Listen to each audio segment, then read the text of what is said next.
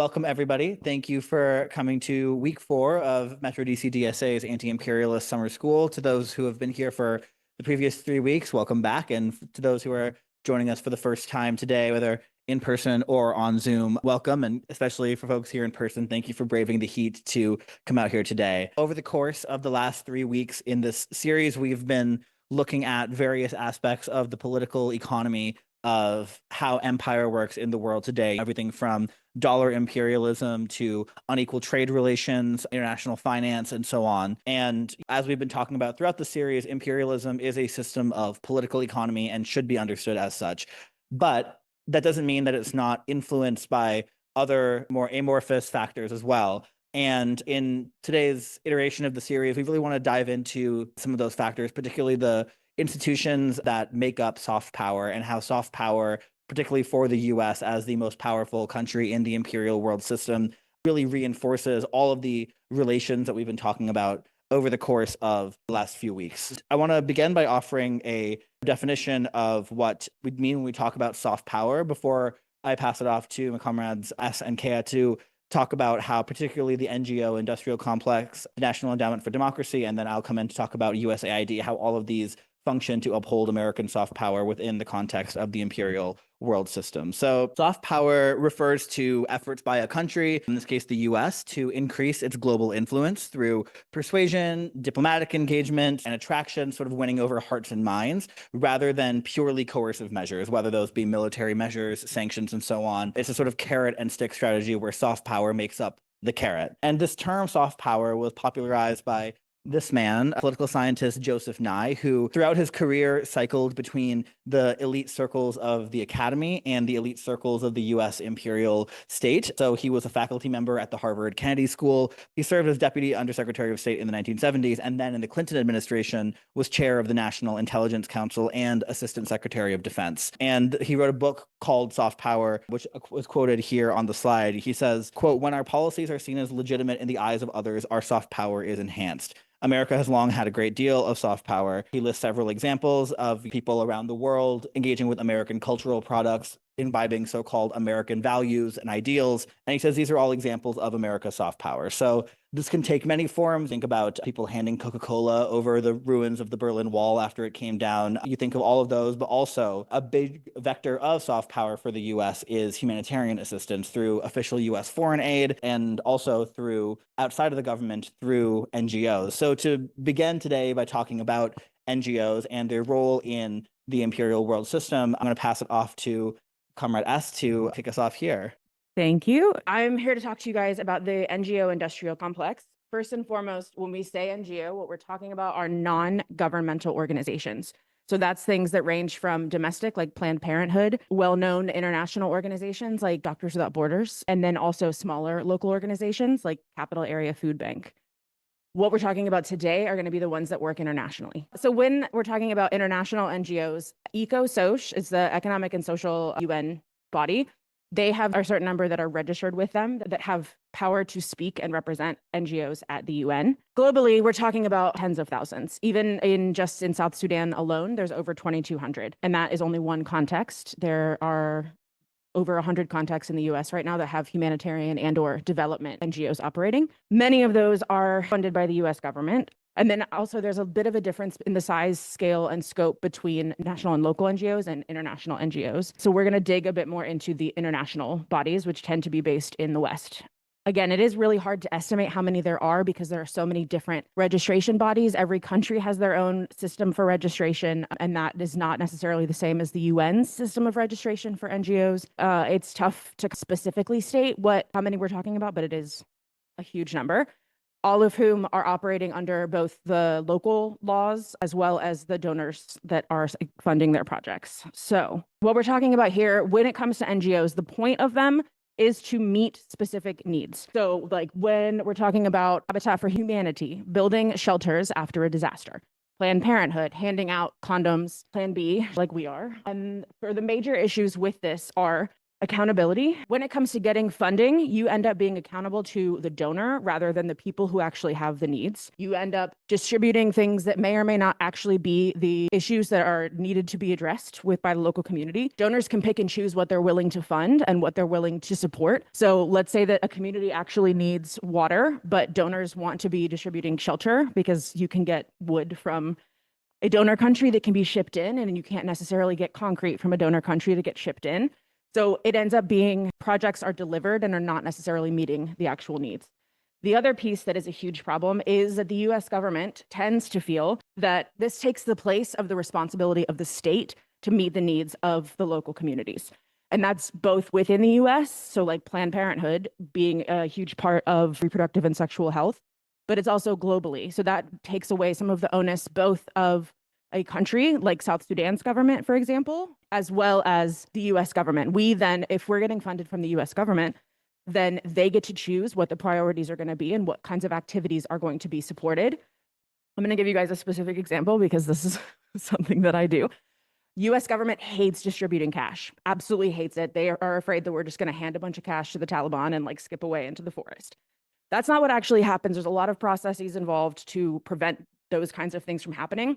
But what they want instead is to distribute in-kind goods because they can have farmers in the US grow the wheat that would then be distributed in places like Afghanistan. The issue with that is it's not necessarily what is actually needed in the country. So it is a really shitty way to compound both trying to meet the needs of the constituents of a certain district, for example.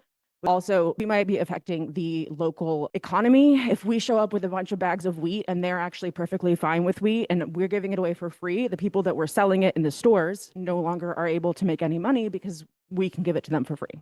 Oh, also, reinforces the colonial structures in countries that tend to be decolonized.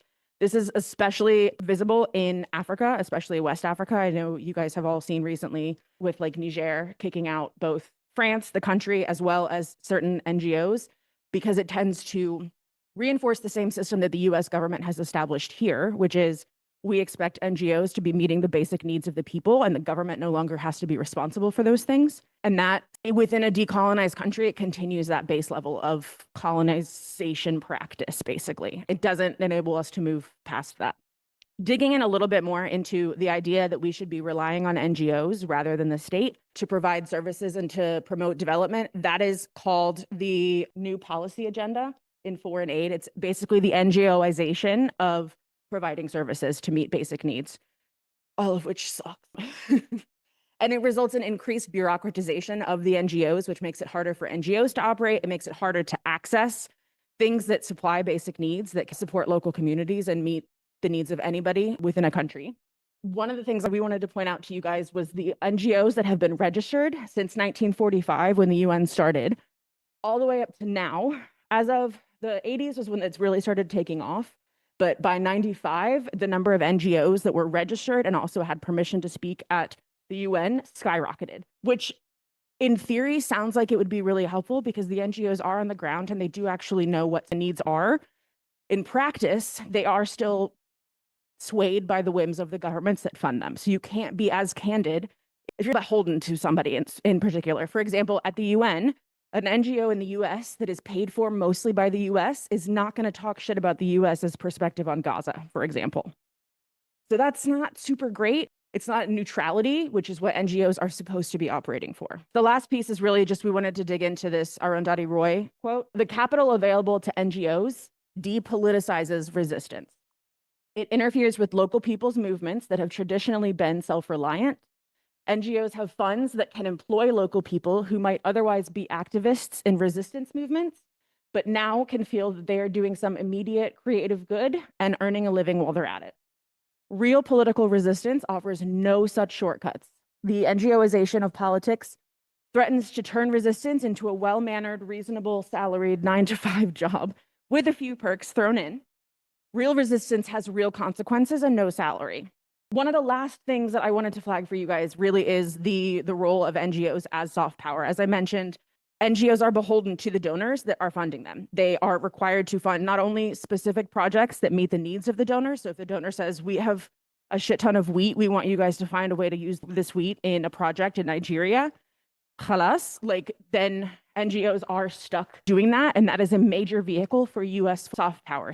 One of the other issues is that government funding comes with other strings. So we're talking about bureaucratic and administrative. If you are trying to meet needs of a population where an earthquake has just hit and you have to check 15 boxes and fill out 15 different forms to be able to get that funding, those communities are not going to have their needs met as quickly as necessary. For example, when the US government switched from OFDA, the Office of Foreign Development Assistance and Food for Peace, and became the Bureau for Humanitarian Assistance, the last time Trump was president, they basically took all of the requirements for proving that we're not funding the Taliban, for proving that we're doing the projects we say that we're doing, all of the due diligence processes that they require, and they just mashed them together.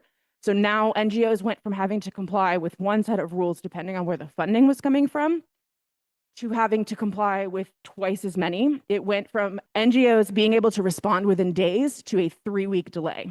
Just from that one combination, they went from having to submit 15 annexes for every single project, no matter whether you have already had funding from the US government or not, to having to submit 70. And that takes way longer. It requires more staff. It costs more money, and that's less money that's actually getting to the communities that are in need.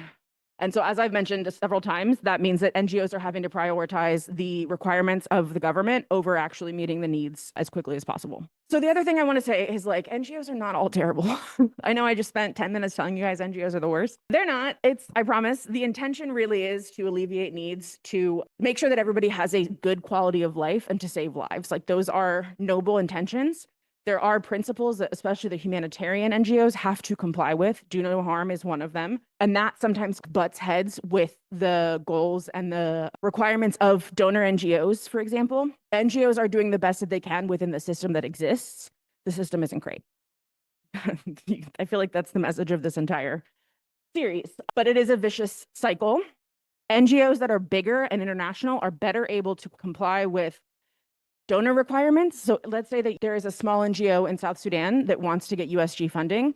They don't speak English. The US funding requirements are only in English. They don't have anybody on staff who can actually comply. They're not eligible for US government funding. When NGOs are structurally and fiscally tied to the US government, then local communities, especially in decolonized areas, tend to be more suspicious of them. They crack down on the NGOs. That means the only people who are able to actually comply are the ones who have Western funding, generally speaking. Smaller NGOs tend to get hit harder by any crackdowns against the nonprofit community.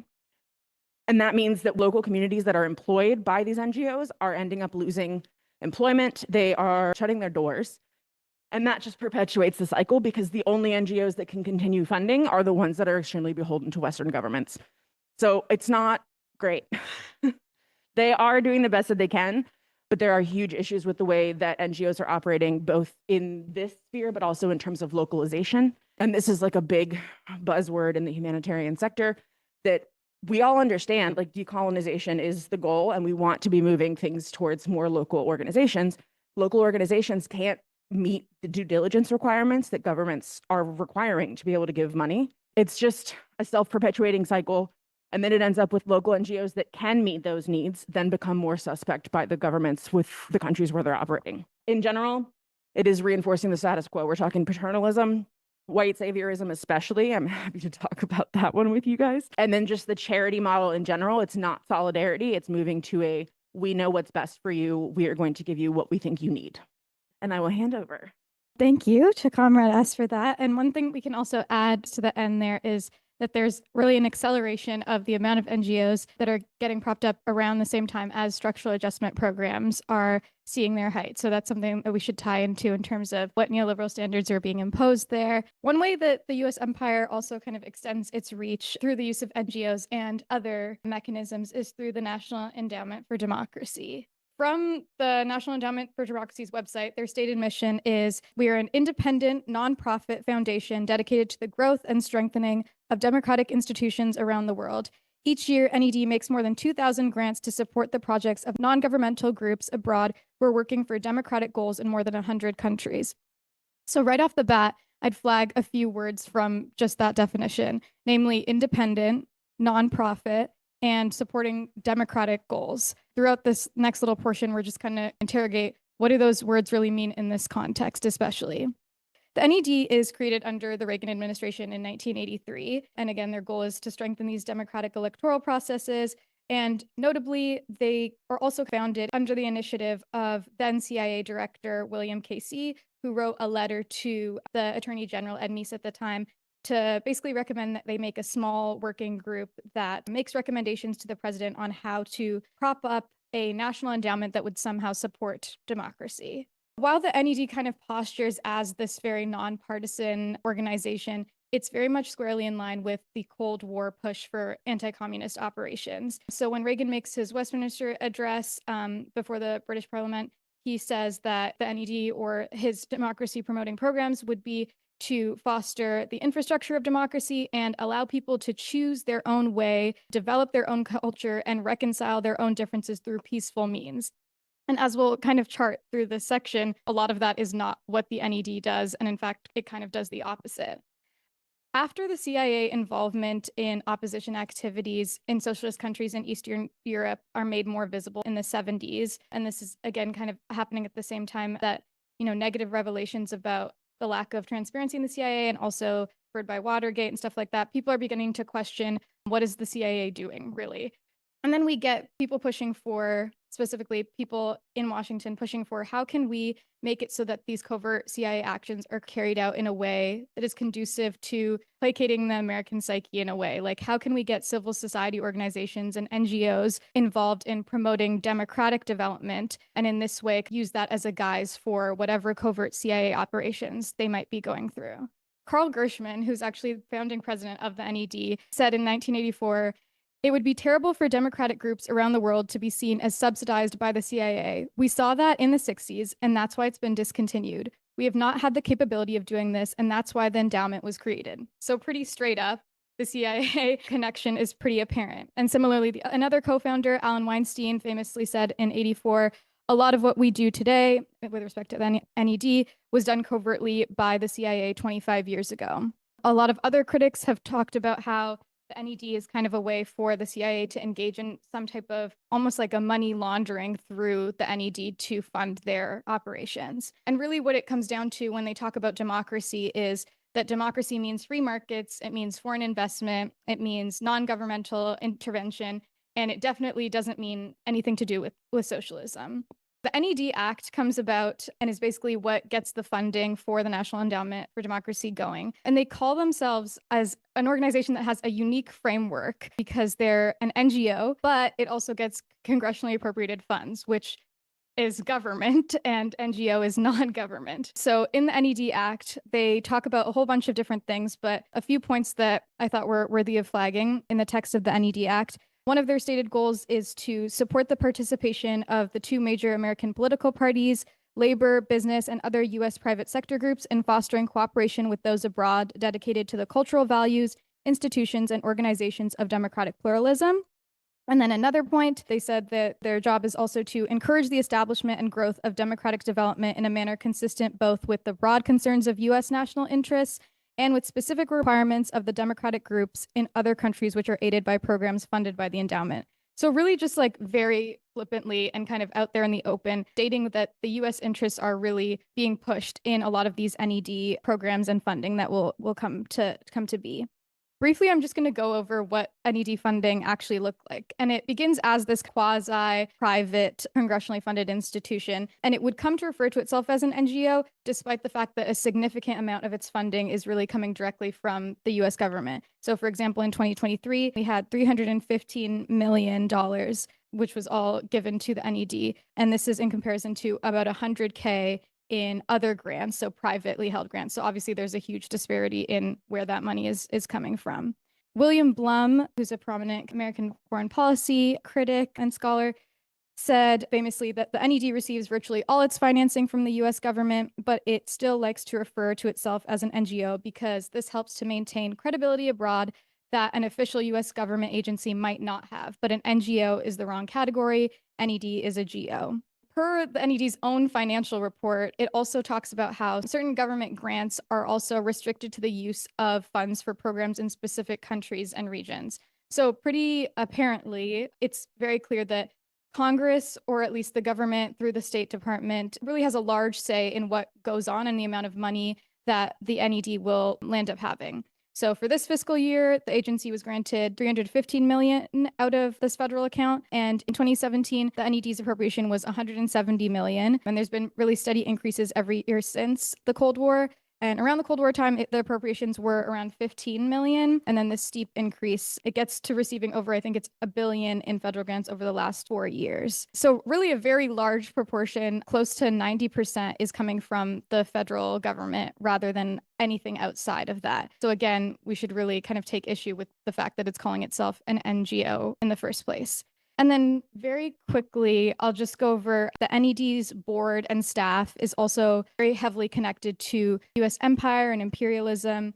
And this is all kind of despite their claims of independence. So the board's almost primarily composed of former government employees, many of whom have had a colored history in anti-democratic engagement. Board members include folks from the US Department of State, military strategists, representatives from elite think tanks, and also corporate executives who have kind of long promoted like this economic liberalization and regime change really in the interest of US hegemony at the expense of often truly democratic processes. So some examples of folks people might be familiar with, one I thought was pretty crazy, to be honest, was Elliot Abrams, who people might remember his name. He was kind of involved in, not kind of, he was involved in organizing covert financing for the Contra rebels in Nicaragua. And this was after Congress had cut funding for that. And he essentially like had lied to it in front of Congress. There was a whole slew of events after that.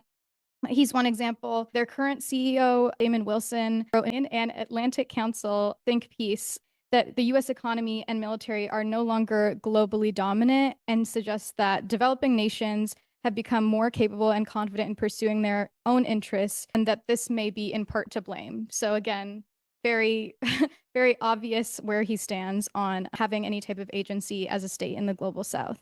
Turning to how the NED works, they have kind of a unique role in upholding this US soft power that we've talked about. So their status as an NGO allows them to operate without explicit oversight from federal government. So again, from the NED website, they said as an independent nonprofit, NED is governed by a bipartisan board of directors composed of foreign diplomats, foreign policy experts, and private sector leaders. The board sets our strategic direction and oversees our operations from grant approval to financial management. So again, all of these financial decisions are very inextricably tied to what US foreign policy interests are, specifically the US empire. And it's also interesting to note that a lot of what they talk about and a lot of how they administer their grants should kind of be publicly available thing and is not especially accessible. A lot of it gets counted as sensitive information.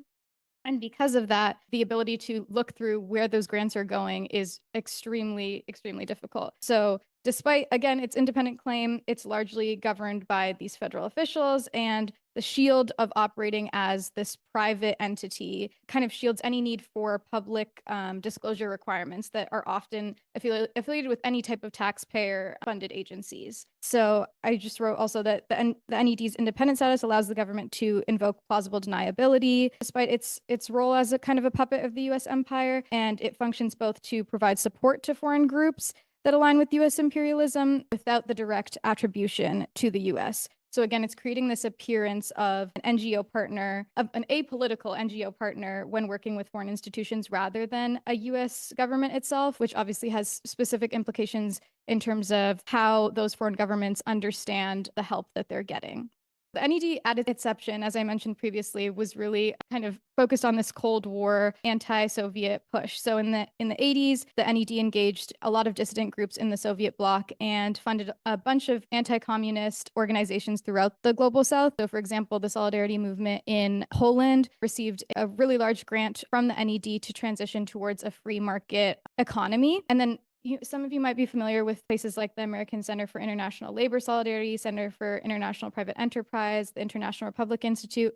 All of these places are like subsidiaries of the NED. So if the NED is not giving directly to some of its grantees, it will kind of funnel money through these channels as a way to honestly kind of like obfuscate what its intentions are, where the money is coming from. So it's by design that the money is hard to track in a lot of cases. In terms of what the NED does, a lot of it is providing these grants to NGOs that are embracing more neoliberal economic frameworks. The thing that I think is kind of also the most interesting here is that they're creating kind of a class of NGOs that's more accountable to US foreign funders. And specifically, they have a tendency to co-opt a lot of grassroots movements, often those that are labor oriented. And so it's really interesting because most of this, and in a lot of cases, a lot of the qualms that people might have with the government aren't entirely unfounded, but they have a specific way of basically taking those claims and making it so that they're realigned in a more kind of right-leaning fashion in a way that's conducive to propping up US empire.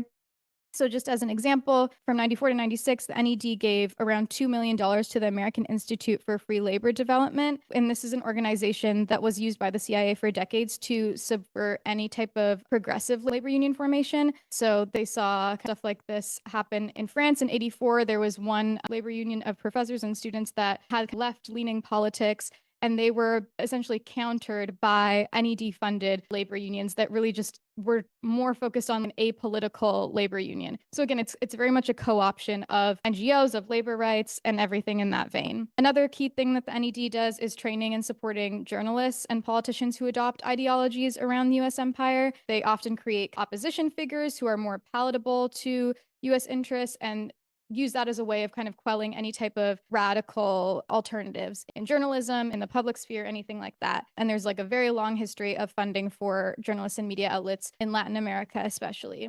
And one other interesting thing here is that they almost always refer to these media groups as being independent. Obviously, it's like not really independent if you're being funded by the US government. So that's just something to note. They also fund opposition groups, disinformation and media campaigns that aim to create distrust in any incumbent governments that aren't in good standing with the US. And there's a whole bunch of examples of this, especially in post-crisis countries where they're trying to pick up the entire country in line with a very neoliberal economic agenda. So there was nearly $1 million to unseat Daniel Ortega and the Sandinistas in the 1990s election in Nicaragua and install a neoliberal kind of champion. And a lot of this was done also through the NGO and media sphere, and that really fueled insurrections later on in 2018 and 2019. And one publication that is actually funded by the NED, Global Americans, really went so far as to just put it very bluntly in saying that the NED had laid the groundwork for insurrection in Nicaragua. Benjamin Waddell, who was one of their writers, wrote, "International press has depicted the rapid escalation of civil unrest in Nicaragua as a spontaneous explosion of collective discontent triggered by the government's changes to insolvent social security systems. And while the underlying causes of the turmoil are rooted in government mismanagement and corruption, it's becoming more and more clear that the US support has helped play a role in nurturing the current uprisings." And I think nurturing is even an understatement in that case. A few other things they do are working with businesses and chambers of Congress to weaken any type of state-led economic models and encouraging any kind of legal reform that they can get that will facilitate foreign investment and also limit labor protections that might exist. And then finally, they also do a lot of work producing academic and policy writing that pushes a pretty narrow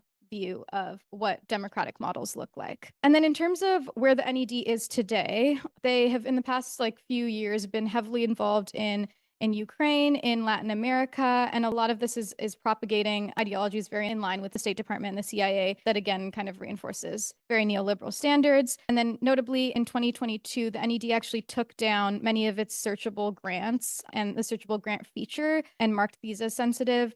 So a lot of independent audit claims of the NED remarked that they are kind of remaining out of compliance for the last several years regarding statutory obligations to report grantees of their federal dollars, again, because there is a federal connection here, despite how much they like to downplay that. It's also unclear if the NED has any provisions that forbid grants to supporters of violence, or if there's really any concrete measures to prevent any collaboration with US intelligence. So pretty intentionally muddled stuff, I would say. And then in February of this year, we kind of get into Trump's pause. So simultaneously, while USAID is having its pause, the NED is also right there with it. They are also notably blocking these appropriated funds.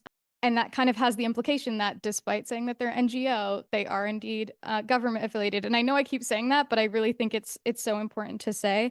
The NED website itself stated after Trump announced the pause that 95% of NED's funding is directly appropriated by Congress and is not considered foreign assistance. This funding, therefore, was not subject to the executive order. So really, we see on two sides, NEDs claiming they're not involved in the foreign sphere. And then obviously, based on what was cut, it's pretty clear that there is an involvement in the foreign sphere there.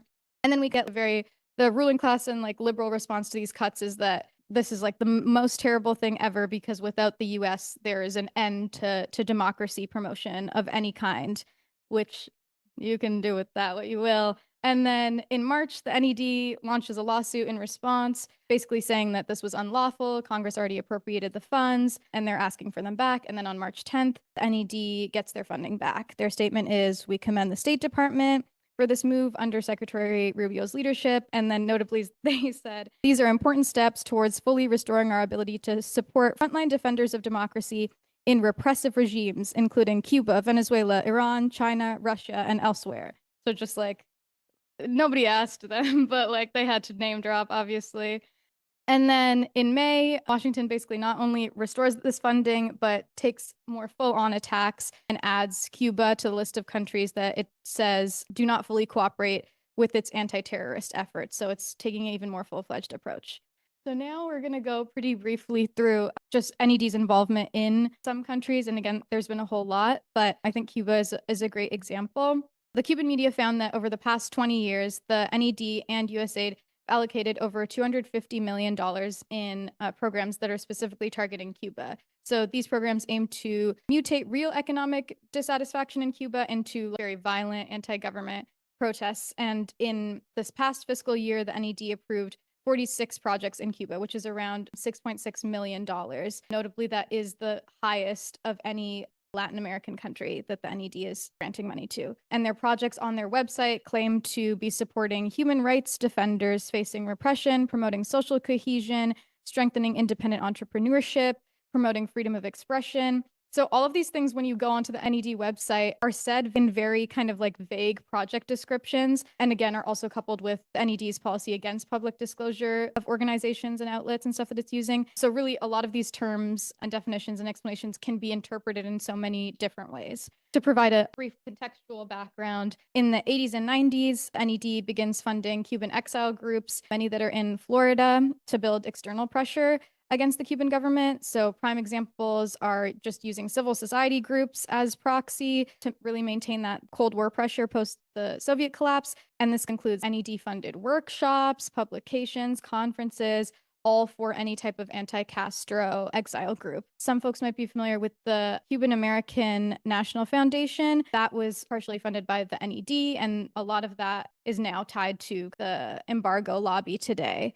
And then in the 90s and 2000s, the NED engages with various dissident networks, and they're really blurring the lines of what is a legitimate civil society concern and really what is just foreign meddling and espionage. So they're using a lot of foreign funding channels. And actually in 2006, the US government Office of Accountability reported that the NED had mismanaged millions of funds in Cuba democracy projects to bribe dissidents. So it's even if the USGAO is saying that, it's kind of like hard to believe that it's not happening kind of thing. And then in the 2010s, 2000s, NED also just increases its funding to independent journalism projects like CubaNet and Diario de Cuba, using third-party organizations and really any type of front to obfuscate from the actual origin of these funds. Another initiative includes Zanzaneo, which I know Pranay is going to talk about with us later. And a lot of these journalism projects are either funded entirely or partially by the NED, but are also, for example,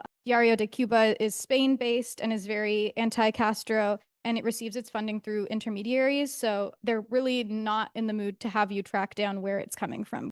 And then in 2017, there's a bunch of funds dedicated to Cuban opposition groups, and these funds really take a spike. And we have over 40 anti-Cuba projects that receive NED funding, like El Estornudo, ADN Cuba, which were outlets that were used to basically suggest that the NED is funding any outlets that have misinformation, lean, or very specific propaganda purposes. Venezuela, very quickly, really similar kind of stuff. In 2002, the NED funded a lot of different groups that really legitimized the coup to oust Chavez. They provided additional funds that supported or stayed silent under the de facto regime of Carmona. I think it was. And then they're basically providing a whole bunch of money from 2003 to 2004. It's about $50,000 to Samate, which is an electoral NGO that was founded by opposition figures in Venezuela. The New York Times itself said NED has funneled more than $870K into opposition groups in the weeks and months before the coup in Venezuela at the time.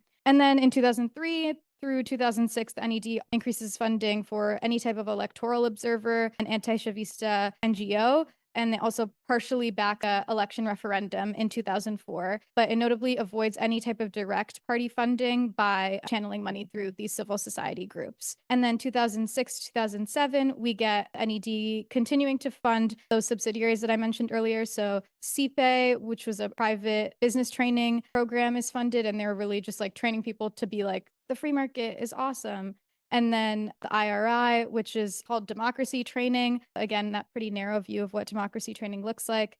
And then just moving into the 2010s, they're again providing more funding to opposition groups to target Maduro's early presidency. And then any civil society groups that are trying to challenge Maduro are kind of slapped as not worthy of the time. And that's, again, all this is happening while there's a surge in funding happening. So just to bring it to present, the NED reporting claims that there is strong ongoing support for democratic opposition, and NED-backed media outlets further amplify pressures on the Maduro government. Regime change pushes are obviously further exacerbated by ongoing sanctions and things that the US can enact in any other way. So while the NED really says that it's supporting democracy, I think it's pretty clear to say that a lot of the governments and movements who the National Endowment for Democracy is targeting would not call it the same thing, and they'd likely call it more in line with destabilization and regime change. So now I'm going to turn it over to Pranay, who's going to talk to us a little bit more about USAID.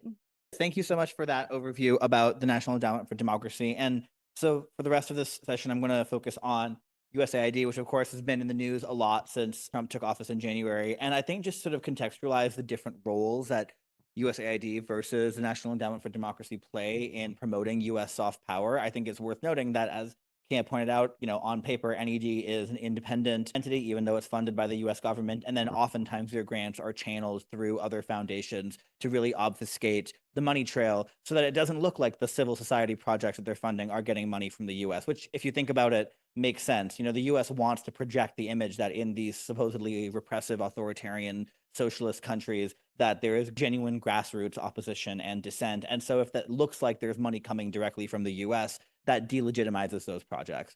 USAID, by contrast, which is more about humanitarian assistance and international development assistance, it is, the A in USAID stands for agency. It is an agency of the US government. And in that case, the US government does want to be seen as providing money for humanitarian aid and foreign aid, right? Because it makes it look like a magnanimous actor on the world stage, as opposed to just a country that's going and invading and carrying out coups and so on. So I think it's important to look at the different roles that both of those play in upholding American soft power and why they're structured in the way that they are. So to get into foreign aid, and specifically USAID, US foreign aid takes various forms, but it has sort of three main types. There's humanitarian aid, so that's direct support for food, medical care, often in response to a crisis or a disaster situation.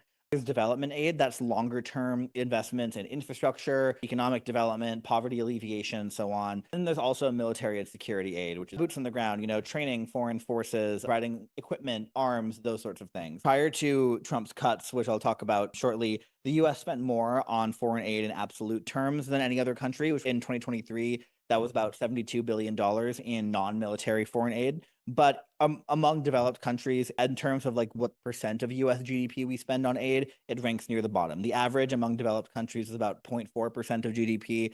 The US, prior to the cuts, was spending about 0.2% of its GDP on foreign aid. And the primary US government agency that disperses foreign aid is USAID, the US Agency for International Development. As of 2022, it was responsible for handling about 60% of all US foreign aid, then followed by the State Department at 30% and a handful of other agencies and departments, each at about 5% or less. But really, the overwhelming majority is funneled through USAID. And this agency was intentionally created as a separate agency from the State Department because it was a way to sort of project this image of depoliticizing aid, to keep the diplomacy aspect of the US government separate from aid delivery.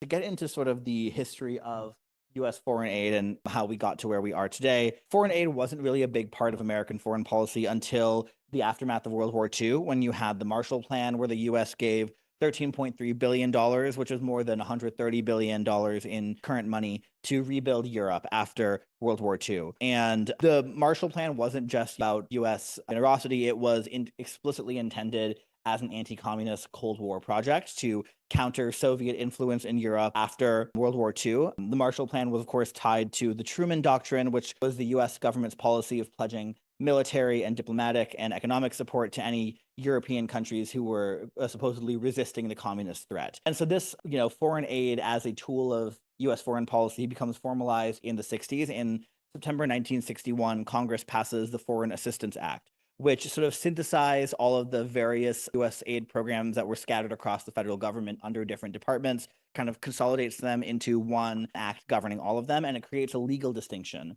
between military aid and non-military aid. But again, as with the Marshall Plan, the Foreign Assistance Act was explicitly anti-communist. In fact, there was a key provision of the act that says that no aid could be provided to communist countries, quote, unless the president finds and promptly reports to Congress that A, such assistance is vital to the security of the US, B, the recipient country is not controlled by the international communist conspiracy. Those are the words used in the act.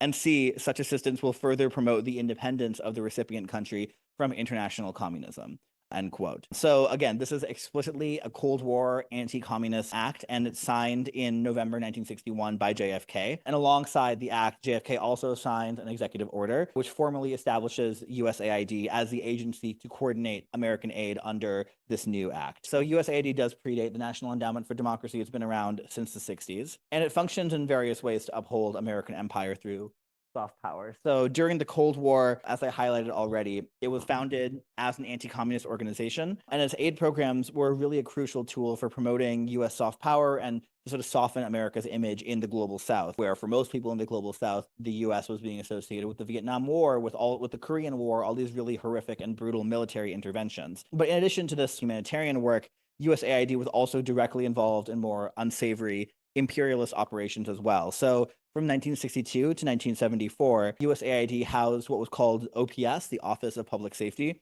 which was led by a CIA operative named Byron Engel. And OPS directly partnered with the CIA to train foreign military and police forces in counterinsurgency, political repression, including the use of torture. Finally, in 1974, OPS was shut down because there was growing controversy and public outcry about the US's role in training repressive police forces abroad. But this really, I think, set a precedent for the kind of work that USAID was not above getting involved in. During the Vietnam War, USAID continued to partner not just with the CIA, but also with American military forces to administer what was called the CORDS program, stood for Civil Operations and Revolutionary Development Support, which was essentially a sort of hearts and minds strategy to build support for the South Vietnamese anti-communist government in rural regions of South Vietnam, where there was a large degree of popular support among the population for the communist movement, for the Viet Cong, and so on. So the CORDS program, which was administered by USAID, involved rural development, infrastructure projects, humanitarian aid, but also it involved training police and paramilitary forces, and also something called the Phoenix program, which sought to essentially destroy the Viet Cong infrastructure in South Vietnam through sustained campaigns of state repression. These included arbitrary detentions, forced disappearances, torture, and targeted assassinations of not just Viet Cong leaders, but suspected Viet Cong sympathizers as well. And this is the, again, supposedly non-political USAID that is administering this program in partnership with the CIA and the US military.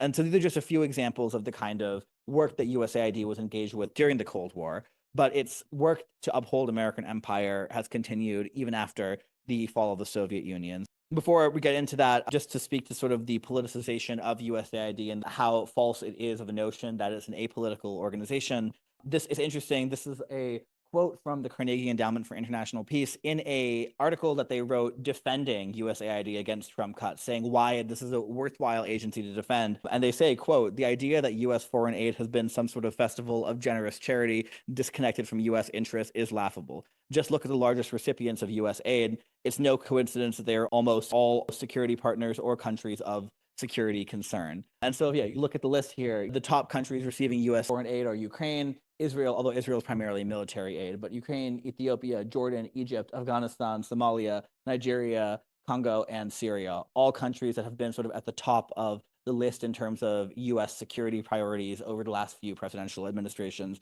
These are the largest recipients of funding from USAID and resources as well. These funding restrictions have increasingly become bound to what the State Department deems to be priority areas.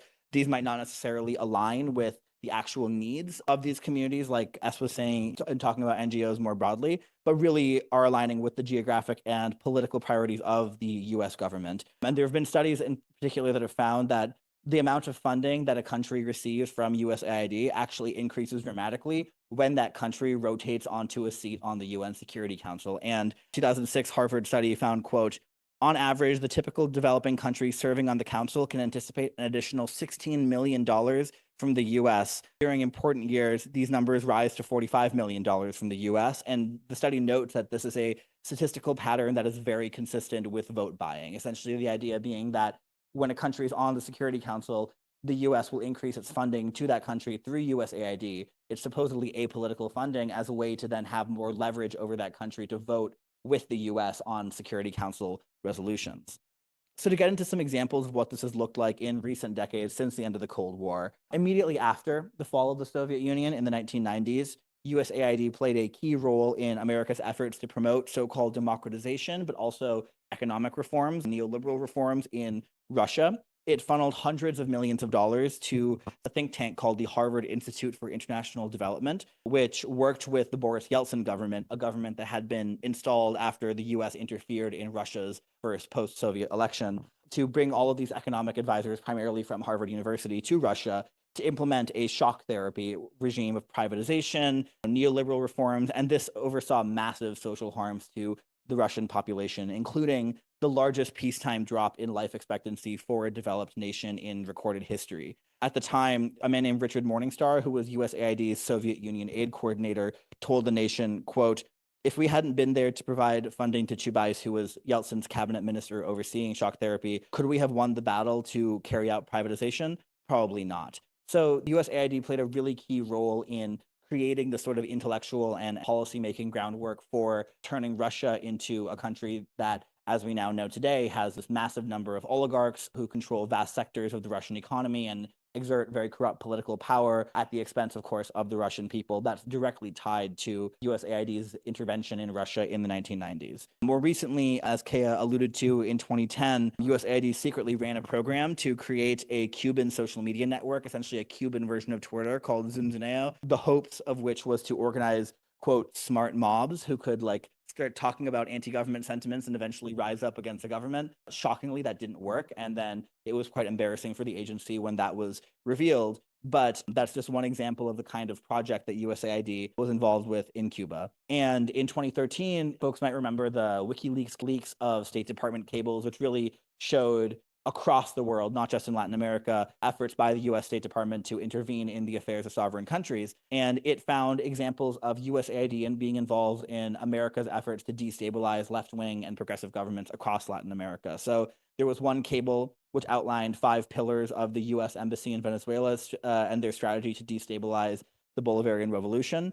These included, quote, 1, strengthening democratic institutions, 2, penetrating Chavez's political base, 3, dividing Chavismo, 4, protecting vital US business, and 5, isolating Chavez internationally. And then that cable goes on to explicitly name USAID's Office of Transition Initiatives, which had funded over 300 civil society groups in Venezuela with more than $15 million in the 2000s, as having a key role to play in those 5 pillars of regime change efforts in Venezuela. And this wasn't just in Venezuela. During the same wave of WikiLeaks State Department cable leaks, we saw cables showing that USAID was being involved through funding these civil society opposition groups in efforts to destabilize Evo Morales' government in Bolivia, Rafael Correa's government in Ecuador. Morales famously kicked out USAID, I think in 2013, after these revelations came to light.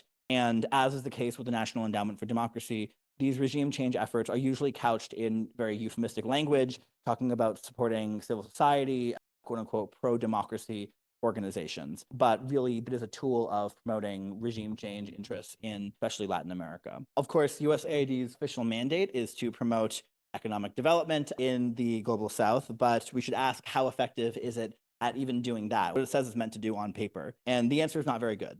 In 2021, there was an article for the Wilson Center co-authored by 3 former USAID administrators, which warned that the agency was falling short in internally evaluating its own program. They wrote, quote, USAID is failing to generate rigorous evidence on which of its programs do or do not work. One such evaluation, there was a 2019 report by the agency's own internal oversight office, the Office of the Inspector General, which found that there is just not enough oversight within the agency over its grant implementation. Is the money actually going where grantees are saying it's going to go? And that over 40% of projects that were funded by USAID were receiving their full grant amounts despite only achieving about half of their expectations, and that there was no actual accountability for like, why is that happening? What can we do to avoid that? Instead, the money just keeps flowing because really the point is to just spread as much American money throughout the global south as possible. This, of course, isn't unique to USAID. It very much exists in the NGO world more broadly, as sort of alluded to. I think it really reflects a lot of these fundamental problems and contradictions that are inherent to a nonprofit and NGO-driven development model. So, of course, to get to where we are today, the reason why USAID has been in the news so much these last few months, USAID under Trump has obviously undergone a lot of challenges to the agency. These actually date back to the first Trump administration. In 2017, the first Trump term, he tried to fold USAID into the State Department, but scrapped those plans after facing bipartisan opposition in Congress because there was a sense that this agency needs to be separate, it needs to be apolitical. That's really core to its functioning. Of course, by the time Trump came back to office this January, it was a very different political environment. He had Elon Musk and the Doge team with him to go in with this chainsaw, right, to cut out what they saw as wasteful spending from the government. So they wasted no time. In January and February, the administration signed a series of executive orders freezing all of USAID's work, its contracts, shutting down its website, closing down its headquarters in DC, and then also beginning mass layoffs of thousands of agency employees and contractors. There have been a lot of ongoing lawsuits filed.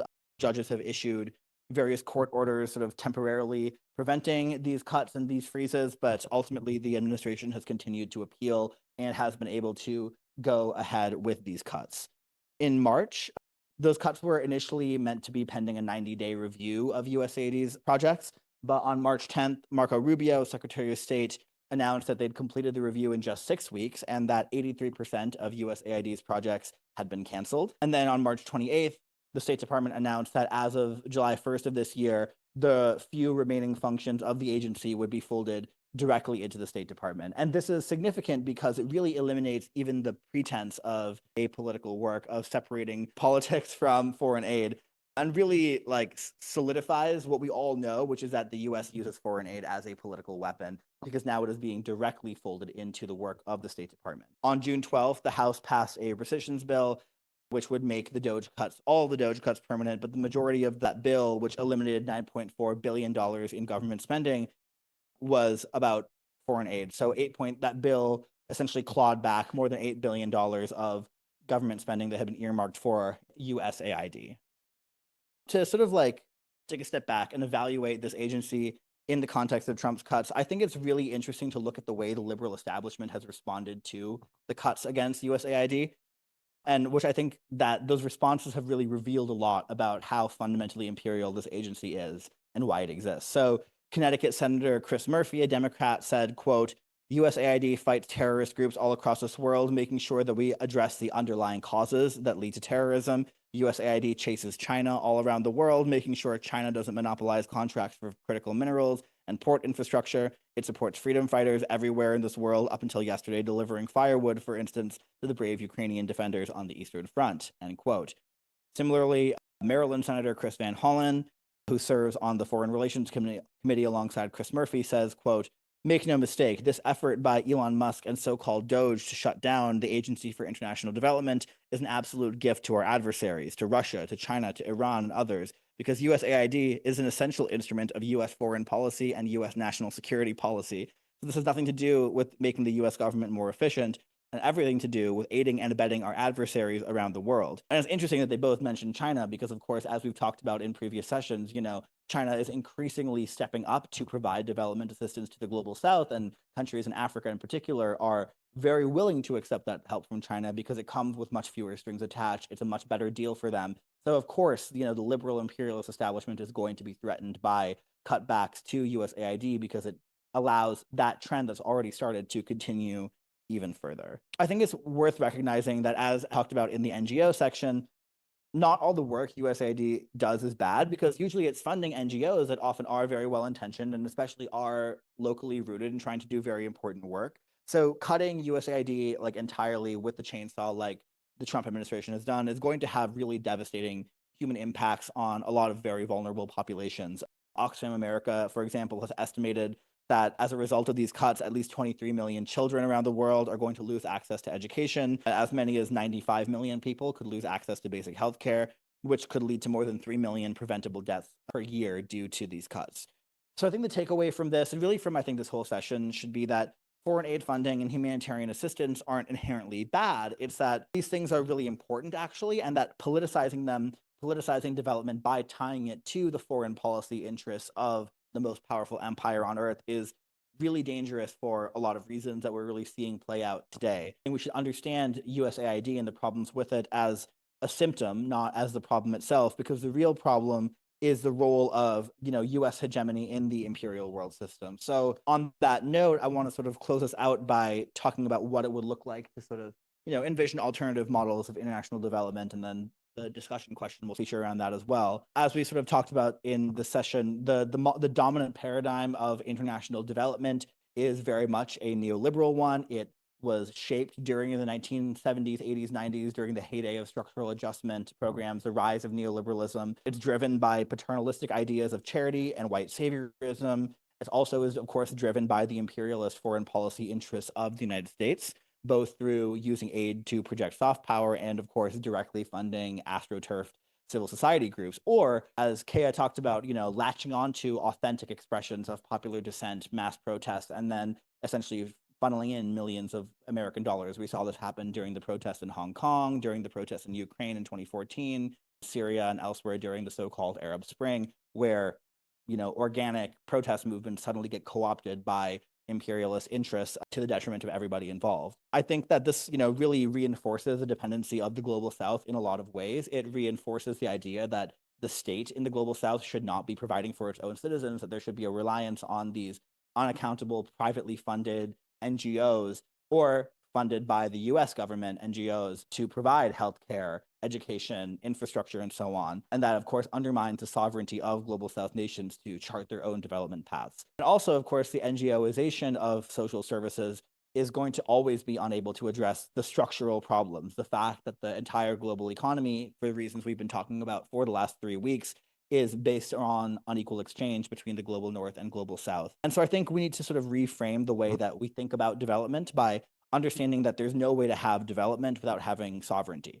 Countries in the third world, in the global South, need to be able to control their own economic destinies, their own development paths, in order to actually be able to develop, to alleviate poverty, to build infrastructure, all the things that the NGO-Industrial Complex claims to be promoting. And it's only right that rich countries in the imperial core provide material financial support for that. It's a kind of, we should think of that, though, as a form of reparations for, centuries of colonialism and neocolonialism, rather than thinking of it as charity, because the wealth that is being funneled in through all of these structures is wealth that was stolen in the first place. Finally, I would also say that this sort of neoliberal NGOized framework of understanding development treats development as something that exists separately from political economy, that is apolitical, that can be apolitical. I think reframing the way we think about that to bridge that gap between sort of development and political economy is also really important. And ultimately, I think promoting genuinely just international development requires restructuring the entire international economic order to end unequal exchange, to end the exploitation of the periphery by the core, which means, reforming the trade system, reforming international currency markets, to the financial system, all the other things that we've talked about over the last, 3 weeks of this course so far. We'll open it up to any questions from the audience, and also invite you to reflect on the discussion question, which is, what would a more just and less imperialist system of foreign aid and development assistance look like in practice? What might some of the key principles underlying such a system be? Yeah, I'll just repeat that for the folks. You said that, one way to sort of reform this would be to base development assistance on technology transfer, like what the Soviet Union provided to China before the Sino-Soviet split, where it's not just like giving aid and bringing in sort of foreign operatives to distribute aid, but really like providing training so that countries can have their own people running these programs and having the technology to build infrastructure and so on. I think that is really important. I think we've seen that with the COVID pandemic in particular, where countries in the global south that don't have their own pharmaceutical industries were like devastated by withholding of vaccine patents, right? But it was the fact that China was able to develop their own vaccines and distribute them was so important. The fact that Cuba was able to develop its own vaccines. So if there's more sort of like technology transfer to enable indigenous industrial development in the global south, that alleviates the need for the charity version of development assistance. I think that's very true. So the comment you made was about the genocide in Gaza is a really good example of what happens when you let NGOs become a tool of proxies of U.S. Interests, where NGOs distributing aid are now like collecting people's biometric information and stuff. And also, I would add to that, we've seen like just the massacres that are happening now at this, like the humanitarian checkpoints that are being run by a completely unaccountable American NGO, which is like stepped in to fill the void after UNRWA was cut, right? Where UNRWA was like a public, like international governmental like institution that like was providing aid, and after it was shut down, now there's like what has stepped in to replace it has no accountability whatsoever. And then the question you asked was about, are there like people who are sort of thinkers or movements that are sort of thinking about what alternatives might look like in the context of like cuts to the American aid regime? Was that correct? Okay.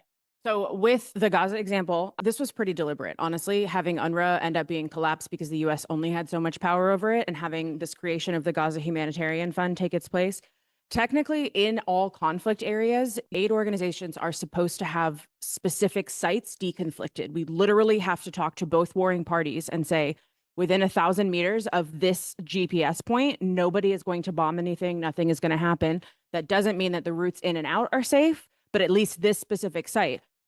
That would have been done in Israel. They would have known exactly where the distribution points were going to be. So that was an explicit ignoring that process. As far as organizations that are doing things right, that are having great ideas. So there are platforms that exist that are like bringing the UN, NGOs, and donors together. There's this thing called the Grand Bargain.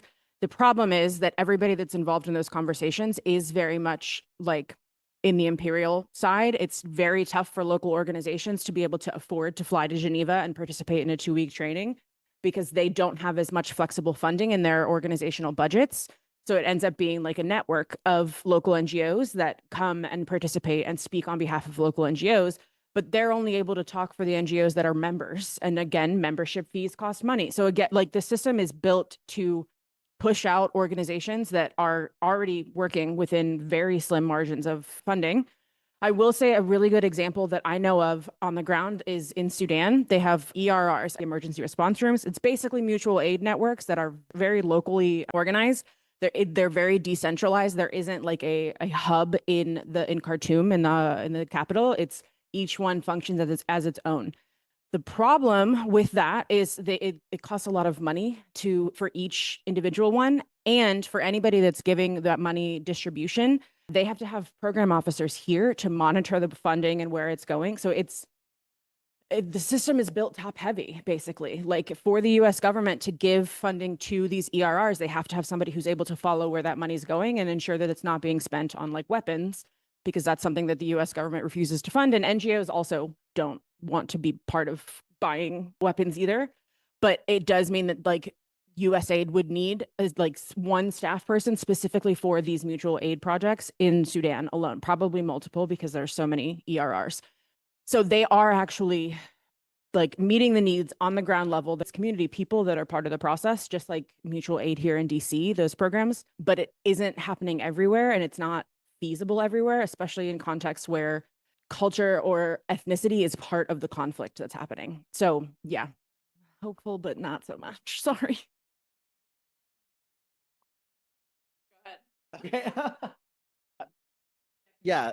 So the question was essentially like, I think the person mentioned Eastern Europe, but you've seen it across a lot of the world where governments are now implementing like foreign agent laws to essentially like crack down on NGOs receiving foreign funding because of the history that we've talked about of NGOs receiving foreign funding as a tool for US intervention, color revolutions, and so on? And how do you sort of like navigate that contradiction? I feel like I don't really have a good answer to that question because it sort of is this like it becomes a self-fulfilling prophecy, this vicious cycle that as talked about, right? Where like ultimately there are NGOs, especially ones that are like run by local people on the ground in these communities that often are smaller, don't have the funding, don't have the lawyers who can like fight these legal battles. They end up paying the price for when governments crack down on NGOs just across the board. It's always like a blunt instrument that just gets applied across the board. And then like the organizations that are doing good work that are accountable to the communities are getting hurt by that. I mean, really the solution is like the US needs to stop using foreign aid as a tool of like imperialism, which for that to happen, like US empire needs to fall. I feel like that is really the answer to any solutions question that gets asked in this entire series is like, well, US empire needs to fall, right? Because like it creates all of these problems. I think one thing I would say, and this kind of gets to like also maybe a response to the question that you had asked, is that to what I was saying earlier, like I do think that there needs to be a reframing again of like the way we think about development and all of these projects that puts the state back on the like agenda. Like it can't all just be happening through non-governmental organizations. Like the state does need to play a key role in development. And I think that like calls for like the new international economic order and a lot of the like global South thought leaders, to your question, economists and, development experts and so on in global South countries that were involved in the Progressive International's call for an NIEO, which is very much a project that like is about the kinds of things that states can do both in their relations with each other, but also the role that states can play in promoting genuinely sustainable development. I do think that obviously there's always going to be problems of corruption and so on, but those problems exist with NGOs too, but there's even less accountability, I think, in that regard. We're going to get into this a little bit more next week when we start talking about the UN and the other international bodies, but it also needs, just to reiterate that, like, yeah, the US empire is going to have to fall because it needs to be less risky for countries to go their own way or to say, like, we're not going to participate in this thing. With like Niger kicking out France and several NGOs, that was a huge fucking deal. They are no longer in one of the international platforms called ECOWAS. And that's a group of Western African states that are financially tied together that's similar to the EU, basically, but in West Africa. And this was an intentional part for them to throw off the chains of imperialism and the history that they've had. I have not gotten into Burkina Faso specifically so much, yes, but there is Traore has like been in charge for a while. I don't know how I feel about him because I'm looking at it from a humanitarian response lens and like people dying, not great. But it's really, really risky for a country to go out on that limb. And that means that those three, Mali, Burkina, and Niger, have all had to tie together. And it's not possible to do that, especially because the different kinds of aid that are distributed is not just humanitarian and development, but it's also military funding. It's support. It's like propping up governments with direct state to state funding as well that is contributing to this level of leverage. Like he mentioned, again, we'll talk about it in the UN, but when they start giving more money because somebody's sitting on the UN Security Council, Congo just joined the Security Council last week. That's going to make a huge difference. US cares a lot about the resources that are available in Congo. So it's about to get real spicy with the Democratic Republic of Congo. I'm happy to talk about that anytime anybody wants.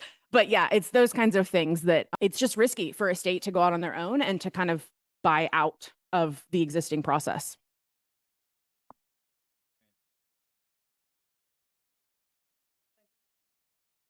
To repeat that, an important like nuance to bring out, which is that even when we're talking about civil society groups, opposition groups that do get funding from the US government through these projects, like that doesn't mean it's all entirely astroturfed and just like nobody would have been criticizing their governments if the US wasn't funding it. Like obviously that's true. And I think that is, I guess, at least for me personally, like I think that's part of the tragedy of all of this is that it shuts down avenues for genuinely like organic and indigenous like dissent and protest movement and so on because they get co-opted very quickly by the US, which then provides justification for like crackdowns and repression like from those governments even more so, who can now say that this is US backed color revolution, which makes it like harder to actually build genuinely democratic processes where people can criticize their governments and like call for reforms and so on. But I appreciate you bringing out the nuance there. Other questions, thoughts, comments?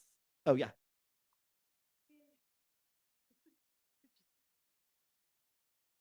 Yes. So to the point that was just made too, like not all aid is bad. I wouldn't even say the majority is. I would say that the issue is that it comes with strings. I don't know how we do that while still getting funding from the US, they're as flexible as they're able to be within the system. Like the USAID staffers don't hate everybody in other countries either. They understand that like the situations we're dealing with are super shitty too. And they do the best that they can within the system that is existing right now. And they also have set requirements to NGOs and to different distributors that are taking that funding that we're supposed to meet a certain level of accountability to local communities. We do needs assessments when we first hit the ground to evaluate what the actual greatest needs are, which people in the community have them, if it's everybody, who are the most vulnerable, those kinds of things. And so that stuff gets shared with USAID. I was surprised that you said that 3 USAID administrators had gotten together and said that, because I was like, y'all know how many freaking assessments you do? You do like throughout the project life cycle, you do assessments ongoing. It depends on the length of the project. And then you do an evaluation at the end. The issue is also NGOs want to keep getting paid. NGOs are supposed to be working themselves out of a job. Ideally, in the ideal world, that's what happens.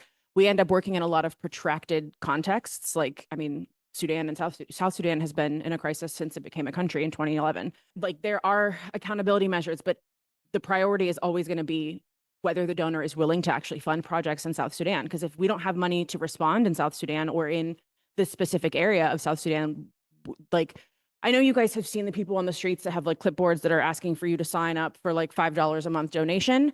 Those don't add up quite as much as we would love for them to, where we have that funding flexibility. And it's nice to have that, but it's really not enough to run like a full project in any specific country. And I don't know how we do that in practice. If you have ideas.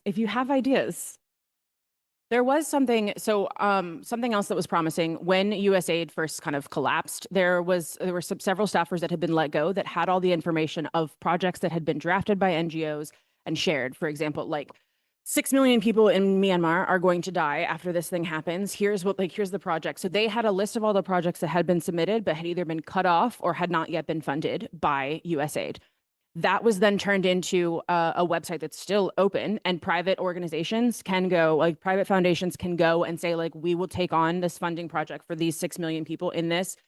Again, it's only funded based on the foundation's interests. So it's not necessarily like, if they are most interested in sexual and reproductive health, that's not necessarily, they're going to pick a project that's based on that thing, not necessarily on food or water access.